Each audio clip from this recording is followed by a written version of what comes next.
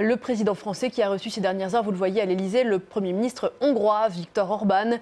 La Hongrie qui s'apprête à prendre la présidence tournante du Conseil européen à partir du 1er juillet, date du second tour ici en France. Paris et Budapest sont loin d'être sur la même ligne, notamment sur la question ukrainienne. Et on vous retrouve à Bruxelles, Alix Le Bourdon. Bonjour Alix, un sommet européen qui s'ouvre donc tout à l'heure à Bruxelles sur fond de montée de l'extrême droite annoncée ici en France, mais plus largement en Europe.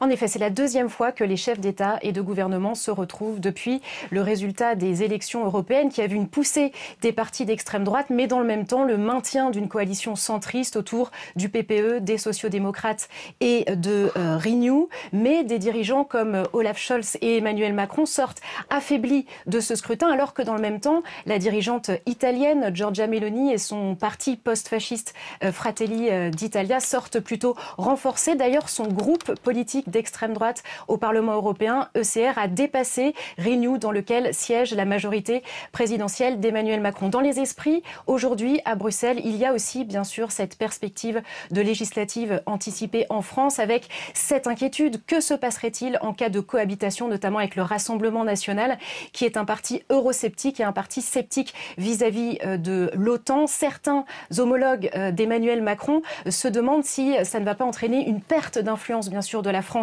sur la scène européenne. La France qui est un pays fondateur de l'Union européenne et qui est la deuxième économie de la zone euro. Que se passerait-il notamment sur des dossiers tels que le soutien à l'Ukraine, puisque même si la politique étrangère est censée rester un domaine réservé du président, le budget, par exemple, serait toujours, bien sûr, voté à l'Assemblée nationale. Alors, en effet, on connaît la liste de noms depuis un moment maintenant. La conservatrice allemande Ursula von der Leyen serait reconduite à la tête de la Commission européenne. Le socialiste portugais Antonio Costa atterrirait à la tête du Conseil européen et la centriste estonienne Kaja Kallas à la diplomatie. Ces noms ont été confirmés par les négociateurs des trois grands partis centristes, dont Olaf Scholz et Emmanuel Macron. Mais ces négociations déplaisent particulièrement à Giorgia Meloni et son groupe politique d'extrême droite européen. Elle a dénoncé l'oligarchie qui attribue les postes clés de l'Union européenne et elle estime que ces nominations ne reflètent pas le bon score de son groupe politique aux dernières élections européennes. Le dirigeant tchèque, qui fait également partie de CR, a aussi exprimé son mécontentement, ainsi que Viktor Orban, le Premier ministre hongrois, des déclarations qui laissent présager de discussions difficiles lors de ce sommet à Bruxelles.